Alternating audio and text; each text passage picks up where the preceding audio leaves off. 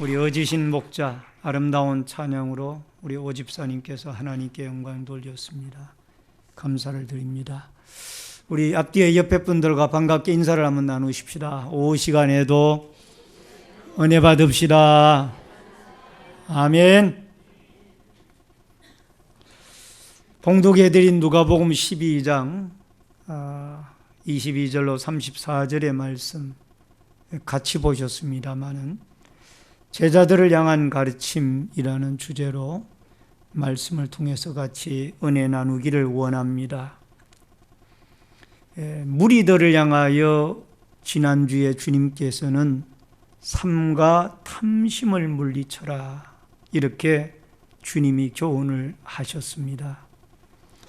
그리고는 이제 그 방향을 제자들에게로 돌려서 제자들을 향하여 좀 더 구체적으로 제자들이 무엇을 먹을까, 무엇을 입을까, 무엇을 마실까 염려하고 있었기 때문에 그들이 염려하는 그 문제를 가지고 주님이 교훈을 하시고 또 가르치시는 내용이 이 본문에 나옵니다. 물론 이 제자들을 향한 가르침은 오늘날 여러분과 저를 향한 주님의 가르침과 교훈으로 그렇게 받아들여져야 될 줄로 믿습니다.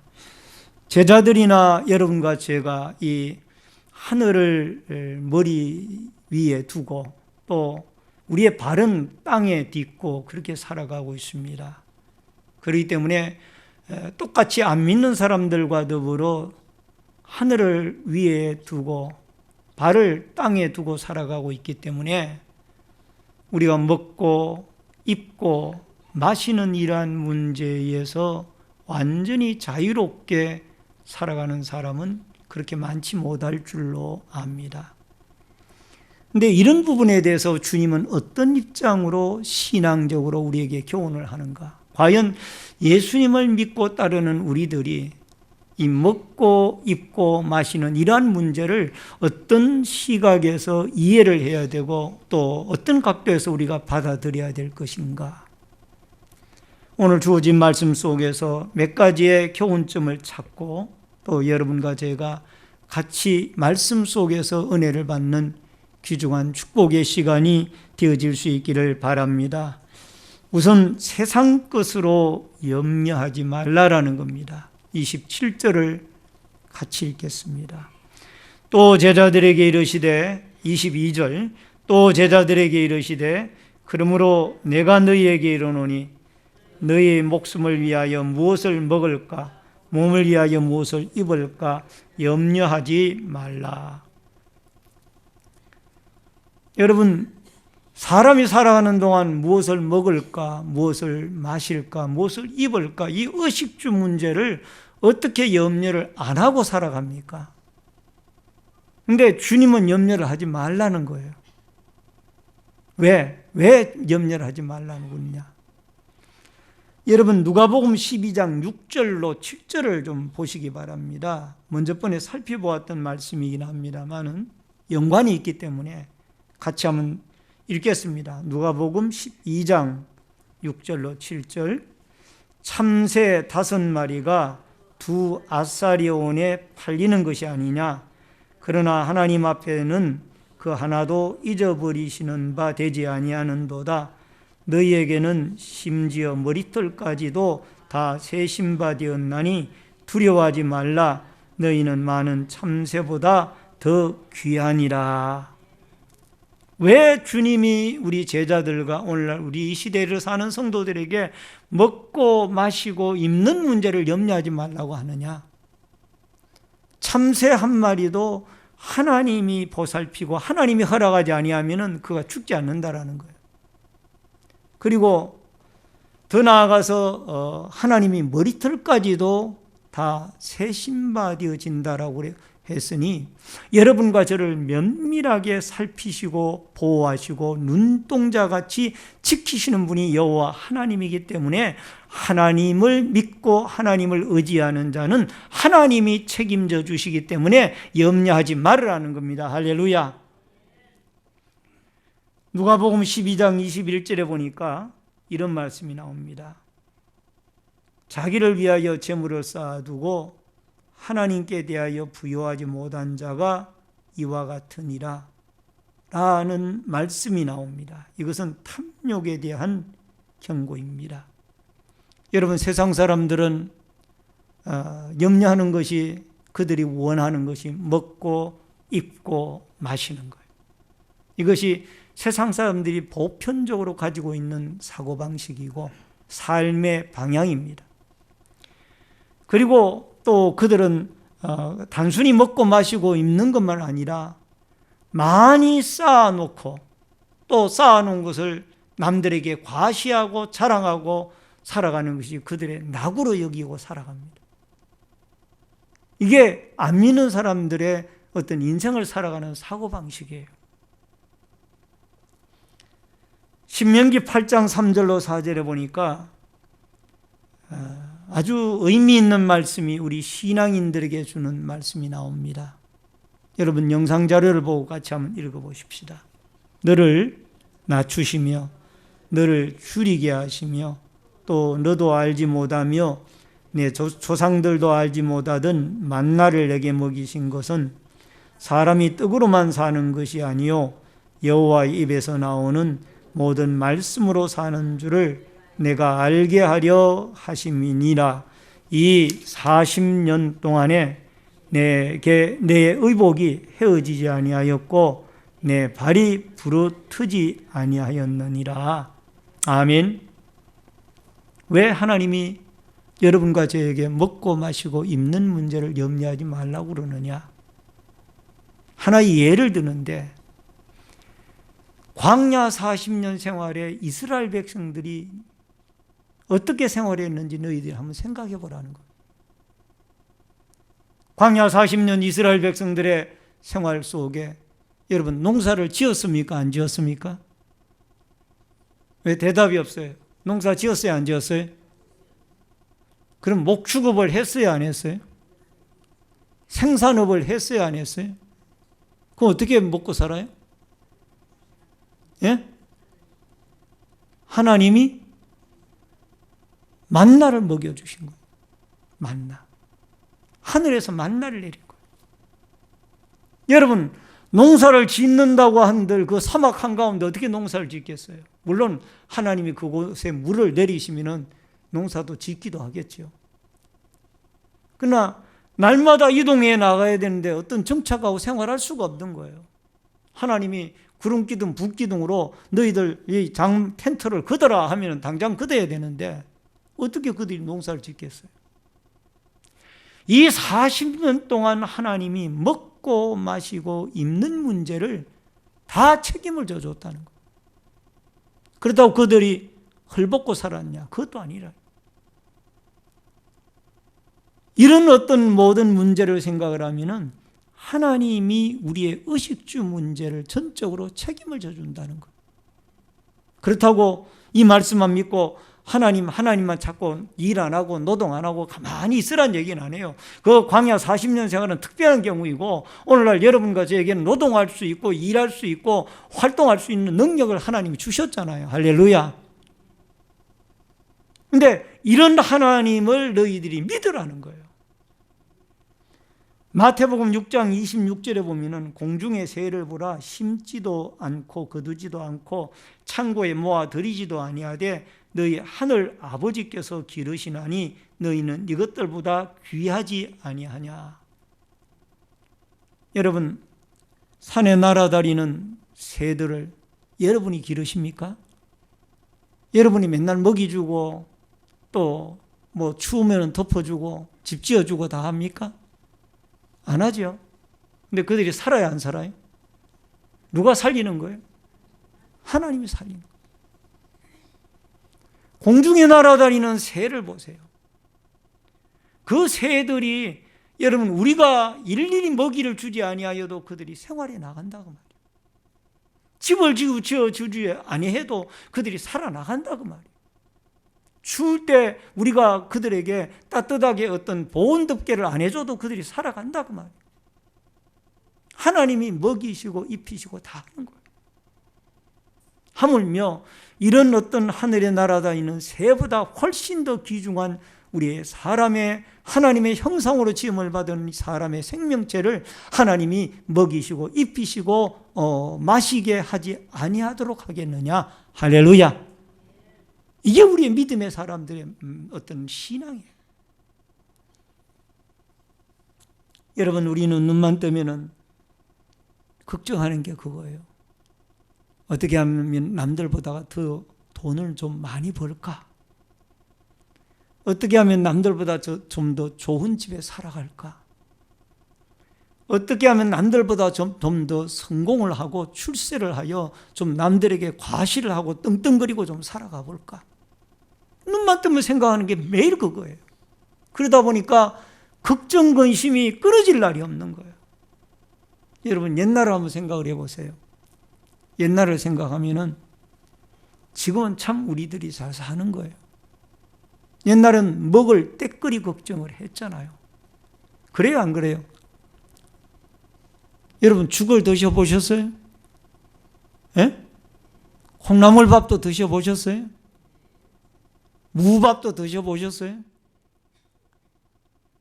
아마 부유하게 도시에서 사신 분들은, 부유한 가정에서 자란 분들은 그러지 않을 수도 있습니다만, 보릿고개가 있던 시절에 참으로 우리가 굶주리고 살았잖아요.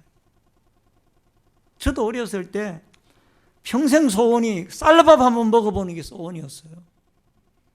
매일 그 보리밥만 그냥 삶아가지고 이렇게 주니까, 아버지만 쌀밥 조금 떠가지고 드리고 보리밥만 주니까 쌀밥 한번 먹어보는 게 그게 소원이었어요. 어렸을 때. 여러분, 때거리가 없어서 걱정을 해야 했던 그런 시절에 비하면 우리는 지금 너무나 부유하게 살아가고 있습니다. 근데 우리나라가 잘 살게 되어진 것은 여러 가지 연유가 있고, 또 많은 어떤 기여한 인물들이나 위대한 정치인이나 또 경제인들이 많이 있지만은, 근본적으로는 기독교의 복음이 들어가는 곳에는 하나님의 축복이 일어납니다. 따라하십시다. 복음이 들어가면은 하나님의 축복이 일어나더라. 할렐루야. 복음이 들어가는 곳에는 하나님의 축복이 일어나요. 그래서 여러분과 제가 오늘날 이렇게 우리가 잘 살게 되어졌는데, 이제는 등 따시고 배부르니까 하나님을 안 찾는 거예요. 하나님보다는 놀러 다니고 사람들과 함께 어울리고 여행 다니고 등산하고 또 나들이 가고. 여러분, 이번 설 명절에도 매스컴의 그 신문에 보니까 벌써 인천국제공항의 출국장에는 사람들이 엄청나게 줄을 지어 서 있더라고요. 명절을 맞이해가지고 전부 외국으로. 외국으로 나가는 게 잘못된 건 아니에요. 오늘날 중요한 것은 우리가 하나님을, 이렇게 축복을 주신 그 하나님을 잊어버려가고 있다는 거예요.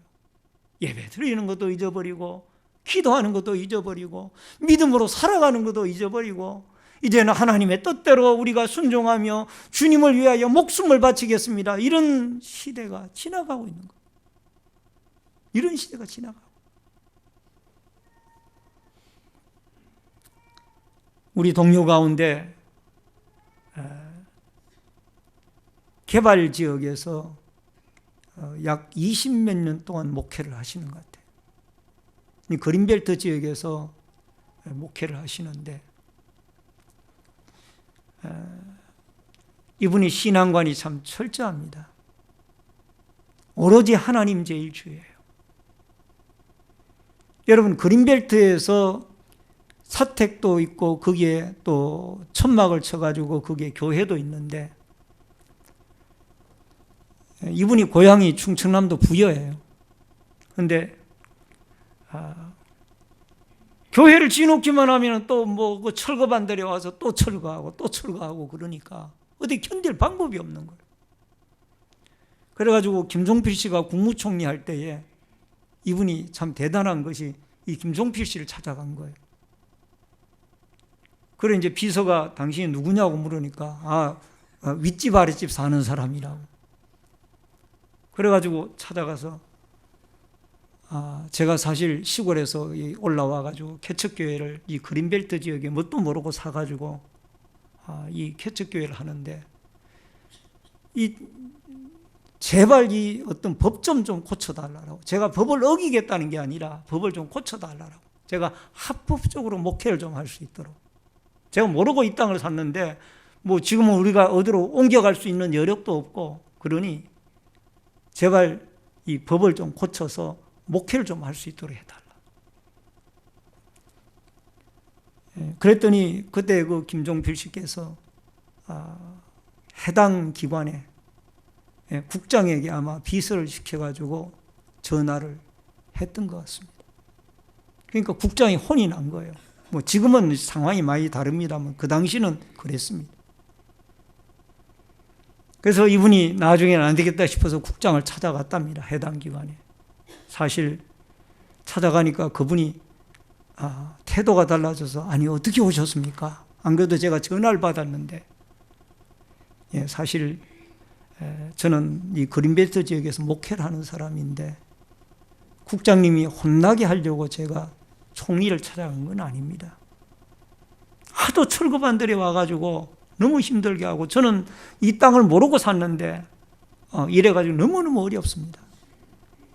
그러니 제발 좀 제가 어떻게 이 지역이 좀 개발될 때까지든지 어떤 좀 보장을 좀 해달라. 어떻게 되는 사이입니까?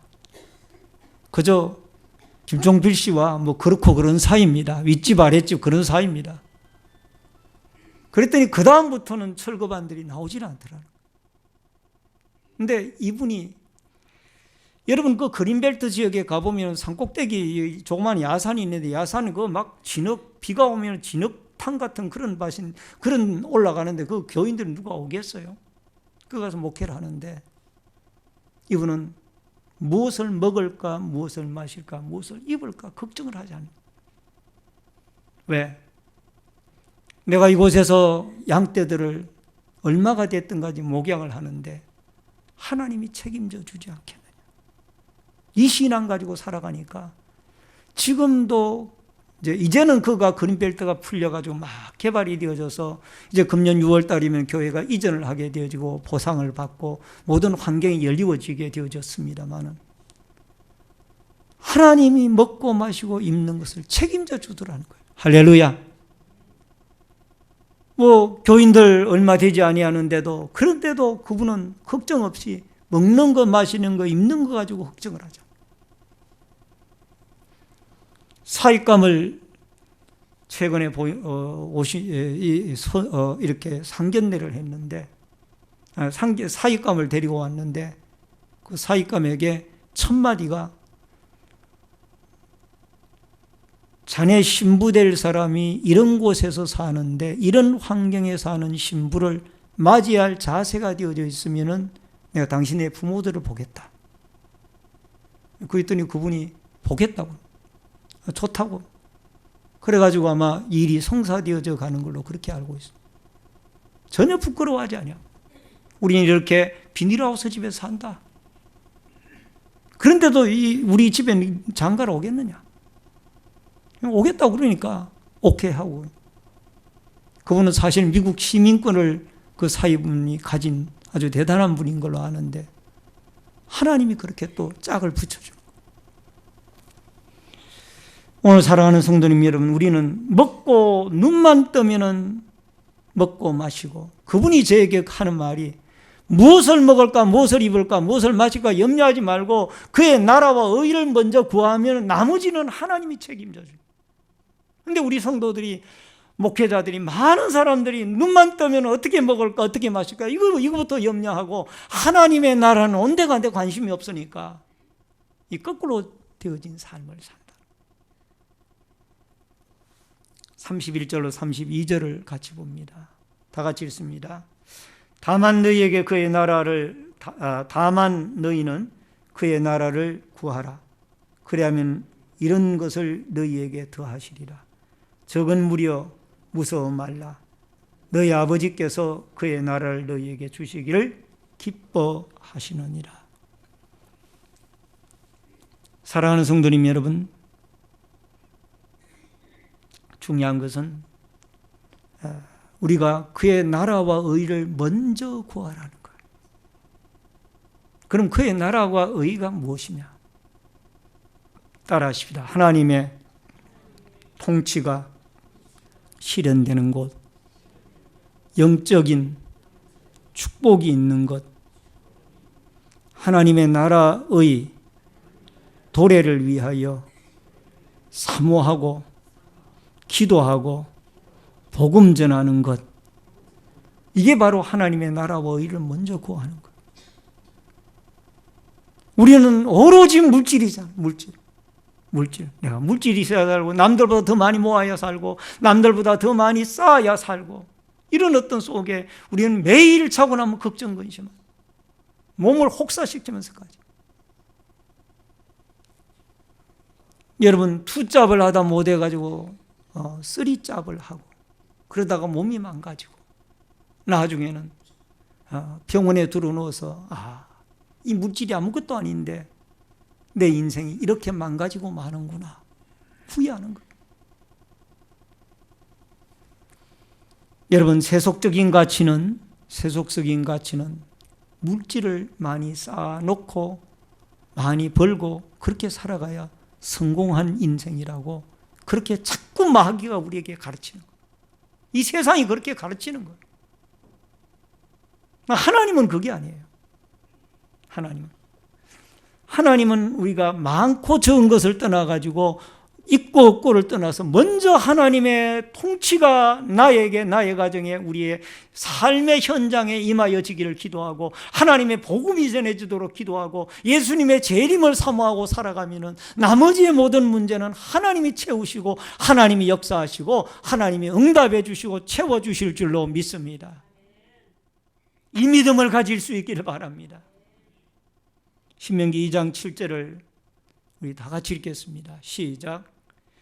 내 하나님 여호와께서 내가 하는 모든 일에 내게 복을 주시고 내가 이 큰 광야에 두루 다님을 알고 내 하나님 여호와께서 이 40년 동안을 너와 함께 하셨으므로 내게 부족함이 없었느니라 하시기로. 아멘. 여러분, 여기에 우리가 다니고 있는 이 큰 광야, 따라하십시다. 우리가 사는 이 큰 광야에 하나님이 복을 주셔서 번성케 하옵소서. 아멘. 여러분, 우리가 살고 있는 이 큰 광야, 이 서울이라는 광야, 중랑구라는 광야, 신내동이라는 광야, 아니면 대한민국이라는 이 광야, 전 세계라는 이 광야 속에 여러분과 제가 살아가는데 하나님이 우리에게 복을 주심으로 우리가 번성한 자가 되어 하나님이 우리에게 복을 주시고, 여러분, 미국이라는 나라와 캐나다, 호주, 영국, 독일, 네덜란드, 스위스, 또 대한민국, 핀란드, 또 스웨덴, 이런 덴마크, 수많은 나라들 하나같이 다 기독교가 서쳐갔던 나라들이, 기독교가 흥왕했던 나라들이 하나님이 축복을 주시는 거예요.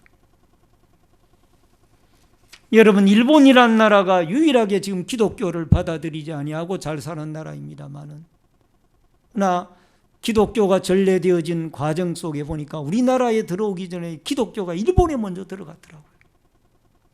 그 이수정 씨와 같은 사람은 일본에 가 있다가 예수 그리스도의 복음을 선교사들을 통하여 받아들이고 또 이 한글 성경을 번역하는 데 그가 크게, 이수정 씨가 선교사들을 도와서 큰 역할을 했어요. 일본에 이 복음의 꽃이 먼저 피었더라고요.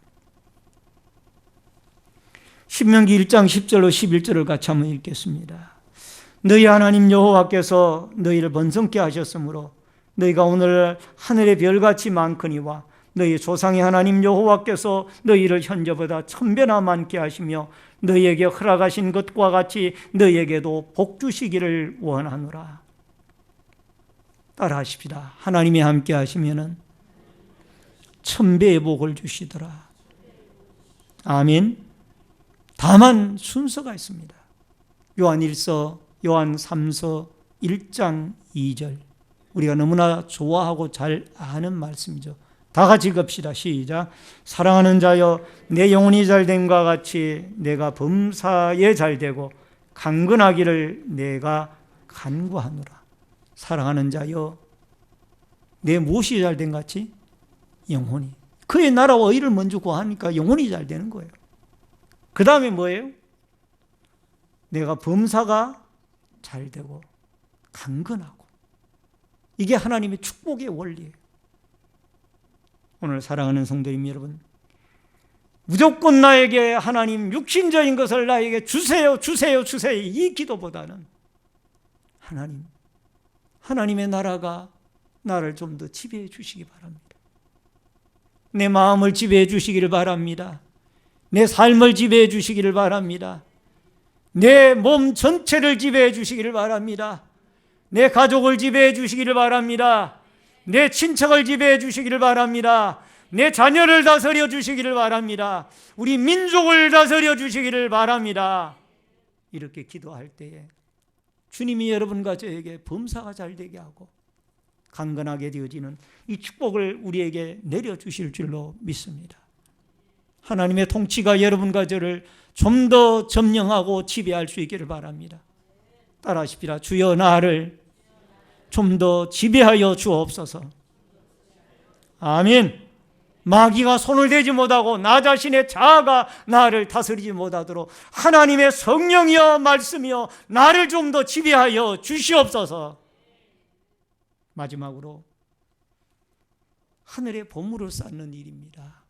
여러분 33절과 34절을 읽어주시길 바랍니다. 시작.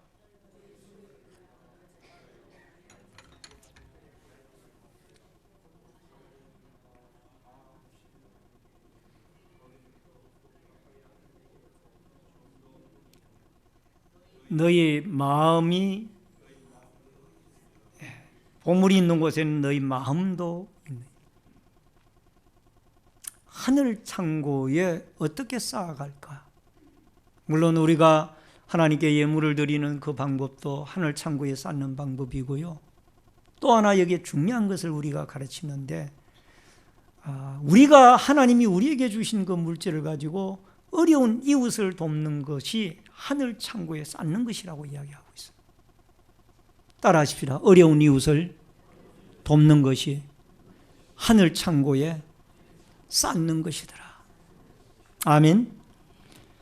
이것이 초대교회에는 이게 실현이 되어졌어요. 사도행전 2장 44절로 45절에 보면은 믿는 사람이 다 함께해서 모든 물건을 서로 통용하고 또 재산과 소유를 팔아 각 사람의 필요를 따라 나누어 주며, 초대 예루살렘 교회 시대에 각자가 부유한 사람이 좀 일부를, 예를 들어서 100개의 땅을 가지고 있다면 그 가운데 하나를 팔아서 하나님 앞에 갖다 바치면 그 갖다 바친 것을 가지고 어려운 자, 불쌍한 자, 또 때거리를 걱정하는 사람들을 갖다가 도우는 거예요. 이게 초대 예루살렘 교회의 모습이에요. 좀 더 구체적으로 사도행전 6장 1절로 3절에 보니까 그때 제자가 더 많아졌는데 헬라파 유대인들이 자기들의 과부들이 매일의 구제에 빠짐으로 히브리파 사람들을 원망하니 12사도가 모든 제자를 불러 이르되 우리가 하나님의 말씀을 제쳐놓고 접대를 일삼는 것이 마땅치 아니하니 형제들아 너희 가운데서 성령과 지혜가 충만하여 칭찬받는 사람 7을 택하라. 우리가 이 일을 그들에게 맡기고, 이제 7 안수 집사를 선택을 해가지고 아예 구제하는 일을 그들에게 맡겼어요. 그래서 체계적으로 구제하는 일을 했습니다. 창고, 하늘 창고에다가 쌓아놓는 거예요. 오늘 사랑하는 성도님 여러분, 우리 주위에는 끊임없이 가난한 자들이 있습니다. 여러분 지금도 중계동에 여러분 공릉 터널을 넘어가서 바로 오른쪽으로 그 우회전을 해서 넘어가다 보면은 중계동 거기에 중계본동이 나옵니다. 옛날에 27, 8년 전에는 10번 종점이었어요. 그거 10번 버스가 다녔는데 거기에 가면 지금도 그 산 언덕 기슭에 판잣집들이 타닥타닥합니다. 그 많은 집들이 많이 비어져 있고 일부는 거기서 지금도 사람들이 살고 있어요. 여기서 어떻게 사람이 사는가? 살고 있어요. 신명기 24장 19절에 보면은 내가 밭에서 곡식을 벨 때에 그 한 묵을 밭에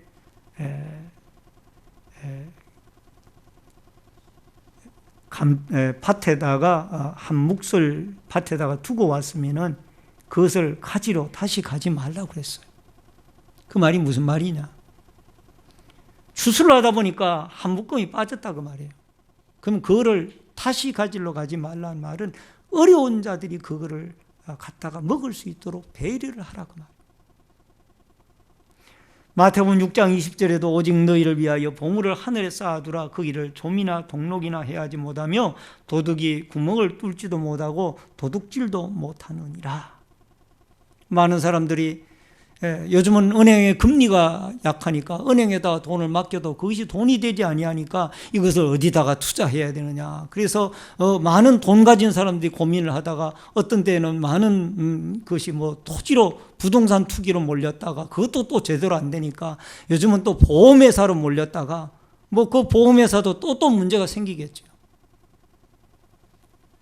여러분, 가장 안전한 곳은 하나님의 나라입니다. 어려운 이웃을 도우면 하나님이 언젠가 그것을 여러분과 저에게 다 보상해 주실 줄로 믿습니다. 지금 현실이 우리에게 너무나 눈에 보이는 현실의 가시적인 것에 집착을 해서 살아가고 있습니다. 눈에 보이는 잘 사는 사람들의 모습, 저 사람은 예수를 안 믿어도 저렇게 잘 사는데 나는 예수를 믿는데 왜 이렇게 고생을 하는가? 자꾸 이런 것만 생각하니까 시험 드는 거예요. 우리는 하나님의 나라를 바라봐야 돼요. 따라하십시다. 우리는 순례자입니다. 여기가 우리의 종착역이 아니에요. 여러분 인생의 종착역이 여기가 아니에요. 우리 한나이가 아까 조금 전에 찬양을 하셨습니다만 저 멀리 배는 나의 시온성 오 거룩한 곳 나의 집. 그 천성을 말하는 것 아니에요? 여러분 오 거룩한 집이 어디 있습니까? 천국에 있잖아요. 그 길을 향하여 여러분과 저는 순례의 길을 잠시 잠깐 머물다 가는 거예요. 근데 여기에 우리는 목숨을 거는 거예요. 목숨을 걸 필요가 없어요. 주님 열심히 섬기다가 믿음으로 일용할 양식에 감사하고 따라하십시다. 오늘 하루 살게 해주신 하나님 감사합니다. 오늘 하루를 살게 해주신 하나님 감사합니다. 한 말씀만 말씀을 드리고 말씀을 줄입니다. 지난 주간에 우리 집사람과 함께 제가 과거에 쓰러졌을 때 입원했던 병원을 방문할 기회가 있었습니다.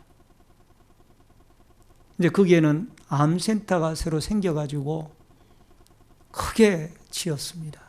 그리고 암 예방센터라고 새로 생겼어요. 저는 이제 과거에는 그 암센터로 갔습니다만 지금은 이제 암 예방센터로 옮겨져서 담당 의사가 따로 정해져 있습니다. 저는 거기에 가서 마음에 감사 기도를 드렸어요. 하나님, 제가 과거에 10몇 년 전에 여기에서 죽느니 사느니 쓰러졌던 적이 있었는데 수술을 할 때에 온 교우들이 우리 형제들과 더불어 눈물바다가 되어지고 저는 그 뒤에 들은 얘기입니다만은 수술이 장시간 진행되는 동안 이 중간에 문제가 생겼다라는 어떤 그 보도 이야기가 나오니까 거기에 있던 가족들과 또 교우들 친척들이 울음바다가 됐다는 얘기를 제가 들었어요. 그 생각을 쭉 떠올려서 생각을 해보니까 얼마나 감사한지. 하나님 감사합니다. 하나님 감사합니다. 내 생명이 살아있다라는 자체가 주의 복음을 전하게 하기 위하여 주님이 살려주셨고, 여러분, 우리 교우들 중에도 지금도 제가 알았던 그 중병과 같이 고통 중에 있는 환우들이 많이 계십니다. 저는 그들을 남다르게 봅니다. 또 새벽마다 기도할 때 그들의 이름을 떠올립니다. 왜? 제가 당했기 때문에. 얼마나 힘들까? 여러분, 오늘 우리는 이 세상의 종착역이 아니에요. 하나님의 나라입니다. 순례자예요. 저 하나님의 나라를 바라보고 우리 하루하루 나그네 인생 살아가는 동안 무엇을 먹을까, 무엇을 마실까, 무엇을 입을까 염려하지 말고 주님의 복음과 하나님의 나라를 위하여 우리가 값지게 살아가는 아름다운 남은 인생 여정, 여러분 가지의 삶이 되어질 수 있기를 주의 이름으로 축원합니다. 축원합니다. 우리 다 같이 일어서서 찬양하고